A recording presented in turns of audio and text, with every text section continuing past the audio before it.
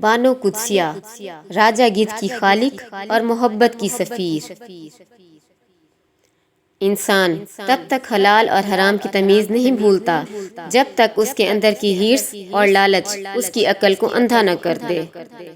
اور یاد رکھو، حرام رزق صرف انسان کے پیٹ کو نہیں بلکہ اس کی آنے والی نسلوں کی نفسیات کو بھی بیمار کر دیتا ہے۔ کیا آپ نے کبھی کسی ایسے ناول کے بارے میں سنا ہے جس نے معاشرے کی روح کا ایک ایسا کڑوا اور سچا ایکس رے کیا کہ پڑھنے والوں کے رونگٹے کھڑے ہو گئے؟ ایک ایسی خاتون جس نے مردوں کے اس معاشرے میں اپنے قلم کی ایسی دھاک بٹھائی کہ انہیں اردو ناول کی خاتون اول کہا گیا۔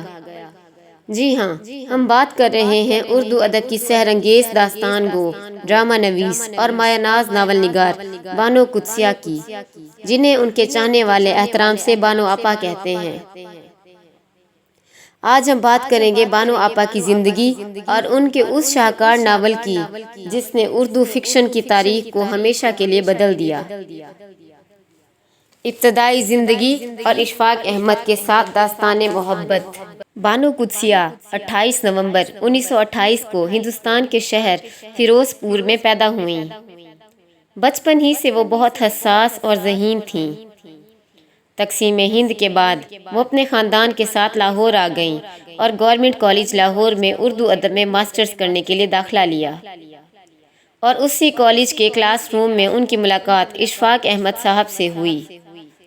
یہ ملاقات صرف دو لکھاریوں کی ملاقات نہیں تھی بلکہ اردو ادب کے ایک ایسے سنہرے باب کا آغاز تھا جو اگلے 50 سال سے زیادہ عرصے تک قائم رہا۔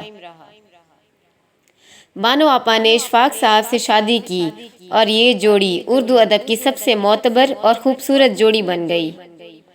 ان کا گھر، جسے داستان سرائے کہا جاتا تھا، وہ لاہور میں ادیبوں، صوفیوں اور دانشوروں کا مرکز بن گیا۔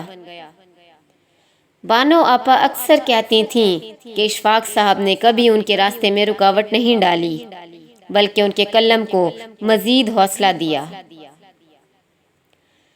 راجہ گدھ، اردو ادب کا ایک لافانی نفسیاتی شاہکار۔ 1981 میں بانو قدسیہ نے ایک ایسا ناول لکھا جس نے اردو فکشن کی دنیا میں ایک زلزلہ پیدا کر دیا۔ اس ناول کا نام تھا راجہ گدھ۔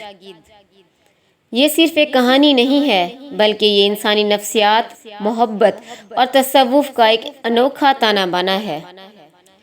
اس ناول کا بنیادی فلسفہ یہ ہے کہ جس طرح گدھ ایک ایسا پرندہ ہے جو کبھی زندہ جانور کا شکار نہیں کرتا بلکہ ہمیشہ مردار یعنی مرا ہوا گوشت کھاتا ہے، بالکل اسی طرح جب انسان اپنی زندگی میں حرام رزق یا حرام محبت کی طرف نکل جاتا ہے تو وہ بھی معاشرے کا راجہ گدھ بن جاتا ہے۔ بانو آپا نے اس ناول میں سائنسی اور نفسیاتی طور پر یہ ثابت کرنے کی کوشش کی ہے کہ رزق حرام اور ناپاک محبتیں انسان کے اندر ایک ایسا جینیاتی بگاڑ یعنی جینیٹک میوٹیشن کو جنم دیتی ہیں جو اس کی آنے والی نسلوں کو پاگل پن اور ذہنی امراض میں مبتلا کر دیتا ہے۔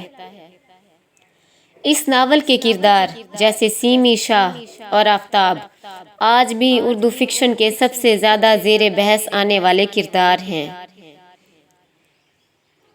دیگر شاہکار ناولز، ٹی وی ڈرامے اور صوفیانہ رنگ۔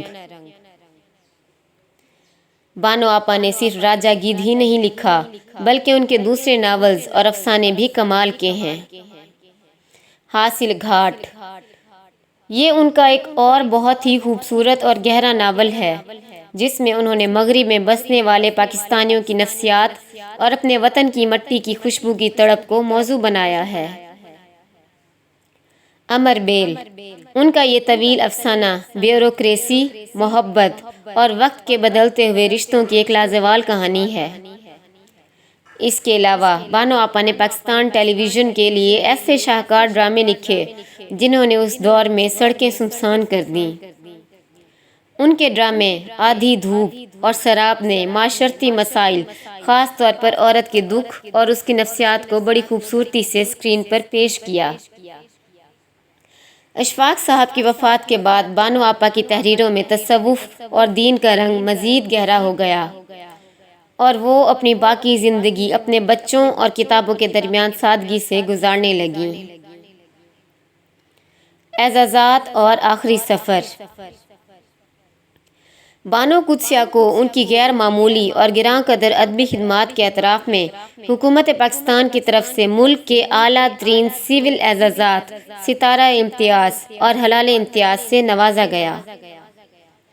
بالآخر 4 فروری 2017 کو 88 برس کی عمر میں اردو فکشن کی یہ عظیم ملکہ اس دنیا فانی سے رخصت ہو گئیں اور لاہور کے اسی ماڈل ٹاؤن کے قبرستان میں اپنے شریک حیات اشفاق احمد صاحب کے پہلو میں سپرد خاک ہوئیں، جہاں وہ ہمیشہ کے لیے ایک دوسرے کے ساتھ امر ہو گئے۔ دوستو، بانو قدسیہ کا ناول راجہ گدھ اور اس کا حرام و حلال کا فلسفہ آپ کو کیسا لگتا ہے؟ کیا آپ نے ان کی کوئی اور کتاب یا ڈرامہ دیکھا ہے؟ ہمیں کمنٹ سیکشن میں ضرور بتائیے۔ اگر آپ کو یہ ویڈیو پسند آئی ہو تو اسے لائک کریں، شیئر کریں اور ہمارے چینل کو سبسکرائب کرنا نہ بھولیں۔ ملتے ہیں اگلی ویڈیو میں اردو ادب کے ایک اور انتہائی منفرد اور درد بھرے رائٹرز کی کہانی کے ساتھ۔ تب تک کے لیے اللہ حافظ۔